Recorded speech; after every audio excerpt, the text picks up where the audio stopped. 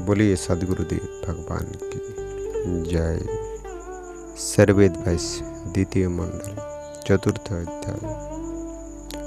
आश्रय प्राण शरीर है, चलत फिरत बलि पाए। जीव प्राण से पृथक करे, प्राणक मुक्त कराय। जीव प्राण से पृथक करे, प्राणक मुक्त कराय। यह शरीर प्राण के अधीन है, उसी के द्वारा यह चलता फिरता है। इस शरीर से प्राण ही अलग करते हैं और वही इस शरीर से मुक्त भी करते हैं। कवन प्राण वह मुक्ति दे, कवन बजाए नाद। कैसे नाद बजा बता, कवन सरस वह साद। कैसे नाद बजा बता, कवन सरस वह साद। कौन प्राण इस शरीर से जीवात्मा को मुक्त करता है और कौन ब्रह्मांडी नाद को बजाता है एवं किस प्रकार वह अनाहत ध्वनि बजाता है और सरस अनाहत ध्वनि का साथ कौन लेता है। कई प्रकार अनहदे घुरे, कवन कवन है ठाम। सप्त प्राण ब्रह्मांड में, कहाँ कवन वे काम। सप्त प्राण ब्रह्मांड में, कहाँ कवन वे काम। ब्रह्मांड में कितने प्रकार के अनाद बजते हैं, ब्रह्मांड में उनके कौन कौन स्थान है एवं ब्रह्मांड में सप्त प्राण कहाँ कहाँ पर है एवं उनके कार्य क्या है, इसको बतलावे। सुरति प्रकटि अनहद करे, प्राण बजावे नाद। घट अंदर यह वाद्य है, अंतर्गति गम बाद। घट अंदर यह वाद्य है, अंतर्गति गम बाद। सुरति आत्मा की शक्ति चेतन किरण है, उसके स्थिर रहने पर ब्रह्मांड में अनहद सुनाई पड़ते हैं। इसलिए ब्रह्मांडी अनहद को सुरति प्रकट करती है, इस ध्येय में कहा गया है। ब्रह्मांडी प्राणी समस्त नादों को बजाते हैं। यह वाद्य शरीर के अंदर है। अंतर्भेद द्वारा जब इन प्रदेशों में सुरति स्थिर होती है, तब उनके द्वारा ब्रह्मांड के अनेक स्थानों पर वे अनाहत ध्वनि सुनाई पड़ती है। प्रकृति भोग कर मानिए, आत्म भोगता होय। भोग न भोक्ता ब्रह्म है, पर ब्रह्म सोई। भोग न भोक्ता ब्रह्म है, पर ब्रह्म सोई। आत्मा के बद्ध काल में प्रकृति भोग्य है और आत्मा भोक्ता है।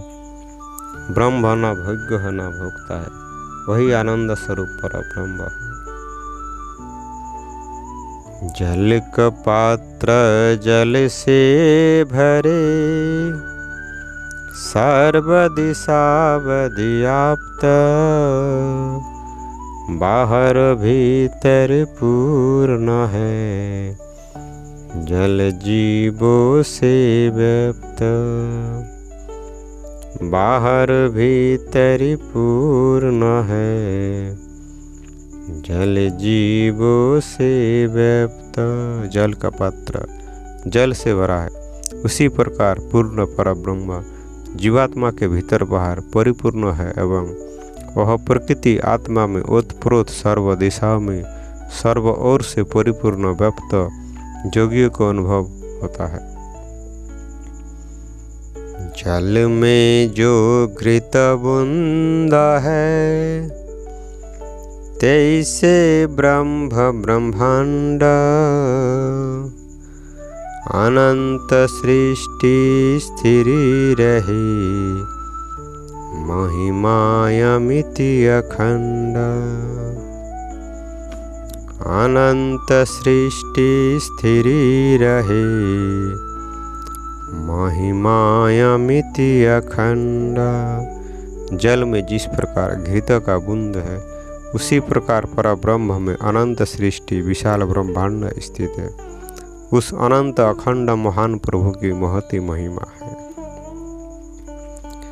जैसे जल के बूंद को कर छूते लग जाए अविद्या ब्रह्म ज्ञान से तो विलीन हो जाए। अविद्या ब्रह्म ज्ञान से तो विलीन हो जाए। जिस प्रकार जल की बूंद हाथ से छूने से वह मिट जाती है, उसी प्रकार ब्रह्म विद्या के विज्ञान से अविद्या नष्ट हो जाती है। तप्त लोह के पिंड समा भोग सकल जग जान। मुख वाये मुख जराहिंगे कष्ट विविध ज्ञान।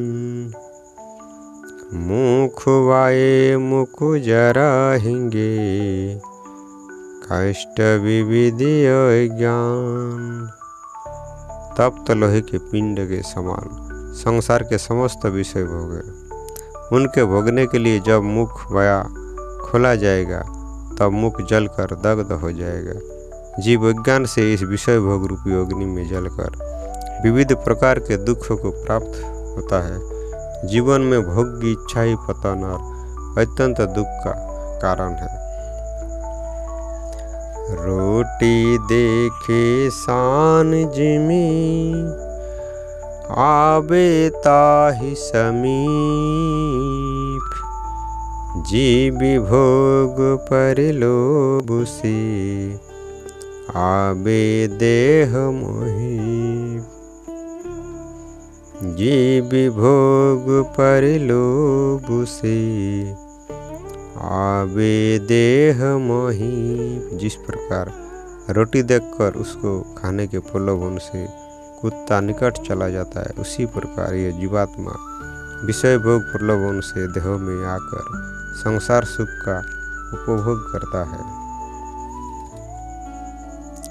पक्षी अपने घोंसले निकल गगन उड़ जाए तो जीव जीर्ण शरीर से छोड़ो आप चले जाए। तो जीव जीर्ण शरीर से छोड़ो आप चले जाए। जिस प्रकार पक्षी अपने घोंसले से निकलकर आकाश में उड़ जाता है, उसी प्रकार यह जीव वृद्ध शरीर को छोड़कर स्वयं चला जाता है। बोलिए सद्गुरुदेव भगवान की जय।